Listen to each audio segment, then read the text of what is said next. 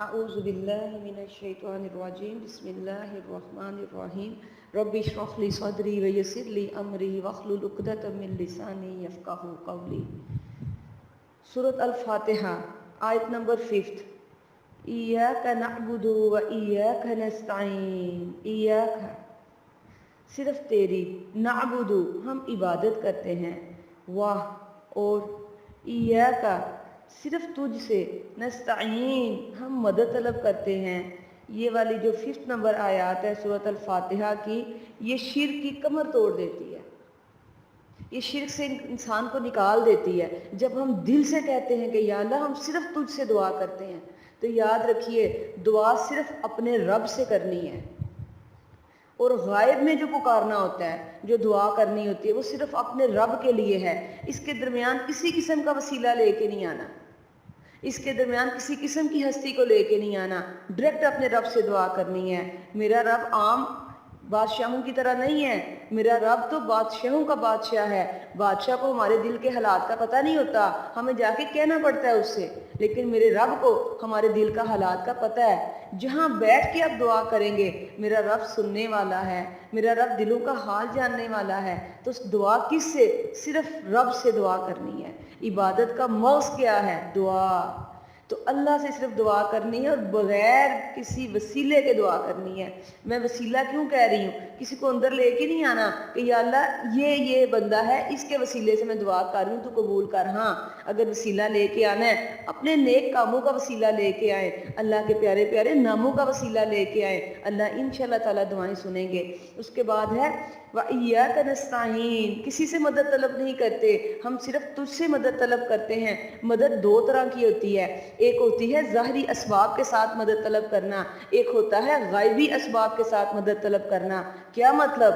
مجھے پانی کی ضرورت ہے، مجھے کسی کی مدد چاہیے کہ وہ مجھے پانی پلائے، تو میں کیا کروں گی؟ میں کسی سے ریکویسٹ کروں گی۔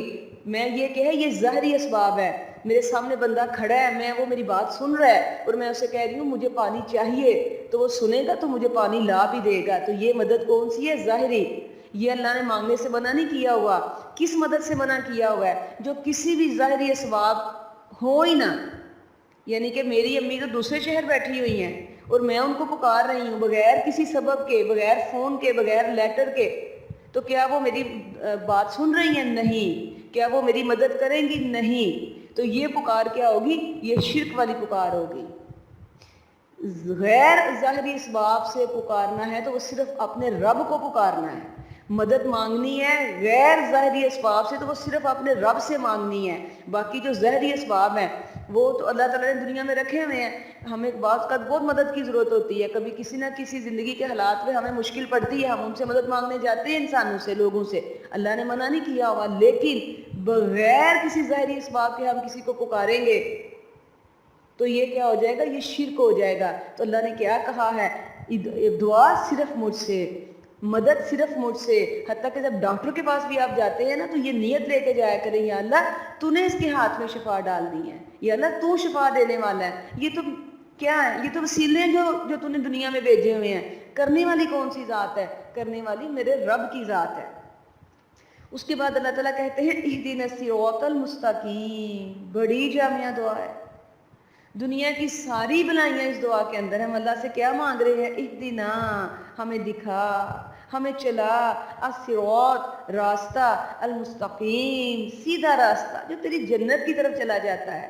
تو یاد رکھیے گا صراط مستقیم اور پل صراط جس کے اوپر سے ہم نے قیامت کے دن گزرنا ہے، ان کے اندر ایک نسبت ہے۔ کیا ہے؟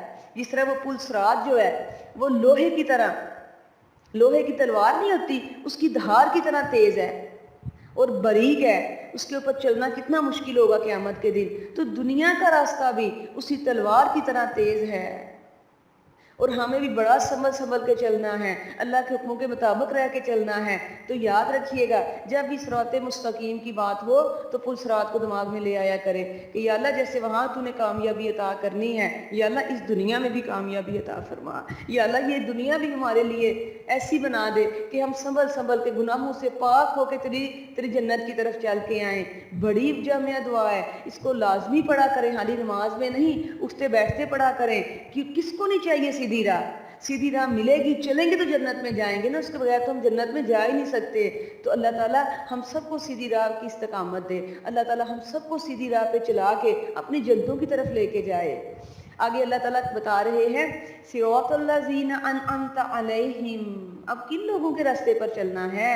ان لوگوں کے راستے پر چلنا ہے جن پر تو نے انعام کیا ہے، غیر المغضوب علیہم، نہ ان لوگوں کے راستے پر یا اللہ چلانا جن پر تیرا غضب ہوا ہے، ولا الضالین، اور نہ ان کے راستے پر جو گمراہ تھے، جو راہ راست سے بھٹک گئے تھے۔ تو کیسے پتہ چلے گا کہ اللہ نے کن لوگوں کے اوپر انعام کیا ہے، اللہ نے کن لوگوں کے اوپر اپنی رحمتیں کی ہیں؟ جب یہ ہم قرآن پڑھیں گے، سمجھیں گے، دل میں اتاریں گے تو ہمیں پتہ چلے گا کہ انعام یافتہ لوگوں کی صفات کیا ہیں۔ انعام یافتہ لوگوں کی کیٹیگری میں جانے کے لیے ہمیں کن کن مشکلوں سے گزرنا پڑے گا، ہمیں کہاں کہاں صبر کرنا پڑے گا، ہمیں کہاں کہاں درگزر کرنا پڑے گا، ہمیں کہاں کہاں اپنے دلوں کی صفائیاں کرنی پڑیں گی۔ تو یہ کیسے پتہ چلے گا؟ یہ ایسے ہی پتہ چلے گا بغیر جانے، بغیر سمجھے قرآن کو۔ جب تک آپ کو قرآن کی اچھی طرح اپنی لینگویج میں سمجھ نہیں آتی، آپ کو نہیں پتہ چلے گا کہ جو ہدایت یافتہ لوگ تھے، جن کے اوپر انعام اللہ نے کیا تھا، وہ کیوں کیا تھا، انہوں نے کیا کیا دنیا میں پریشانیوں کا سامنا کیا تھا، انہوں نے کیسے اپنے رب کی راہ نہیں چھوڑی تھی مشکلوں کے باوجود، اور اس کے وجہ سے اللہ تعالیٰ نے ان کو انعام سے نوازا، اللہ تعالیٰ نے ان کو اپنی جنت عطا فرمائی۔ اور کیسے پتہ چلے گا کہ اللہ کا غضب کن کن کے اوپر ہوا؟ اللہ نے کیوں کہا یہود کو یہ غضب والے، غصہ کیا میں نے ان کے اوپر، کیوں کہا نصارہ کو یہ راہ راست سے ہٹ گئے تھے، کیا غلطیاں کی، کیا کہ ان کے عقیدے میں غلطیاں تھی جن کے لیے اللہ تعالیٰ نے اتنا سخت الفاظ استعمال کیے کہ ان کے اوپر میرا غضب ہے، یہ گمراہ ہیں۔ تو ہمیں بھی سیدھے راستے پر چلنے کے لیے اس قرآن کی ضرورت ہے، اس کو سمجھنے کی ضرورت ہے، ہمیں اپنے دلوں کے اندر ان آیات کو اتارنے کی ضرورت ہے، تو ہم انشاءاللہ تعالیٰ ان لوگوں کا راستہ پا لیں گے جو انعام یافتہ ہیں۔ انبیاء، صدیقین، شہداء، صالحین، یہ وہ لوگ ہیں جن پر اللہ تعالیٰ نے انعام فرمایا۔ انعام ایسے نہیں مل جاتا، جب کسی کو پرائز ملتا ہے تو اس کے پیچھے بہت زیادہ محنت ہوتی ہے، کوشش ہوتی ہے، لگن ہوتی ہے، تو اس کے بعد اس کو انعام ملتا ہے۔ ہمیں تو انعام کیا چاہیے؟ ہمیں تو جنت چاہیے انعام کے اندر۔ کیا وہ ایسے ہی مل جائے گی؟ کیا اس کے لیے کوشش نہیں کرنی؟ کیا اس کے لیے محنت نہیں کرنی؟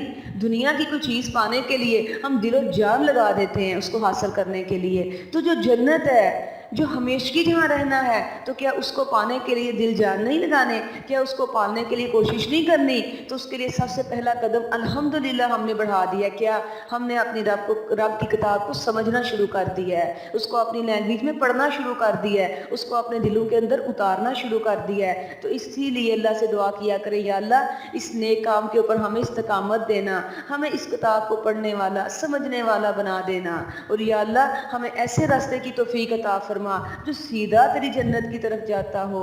یا اللہ ہمیں اس دنیا میں، یا اللہ آخرت میں کامیابیاں عطا فرمانا۔ آمین علیہ آمین۔ سبحانک اللہم و بحمدک، اشہد ان لا الہ الا انت، استغفرک و اتوب الیک۔ اللہم صلی علی محمد وعلی آل محمد۔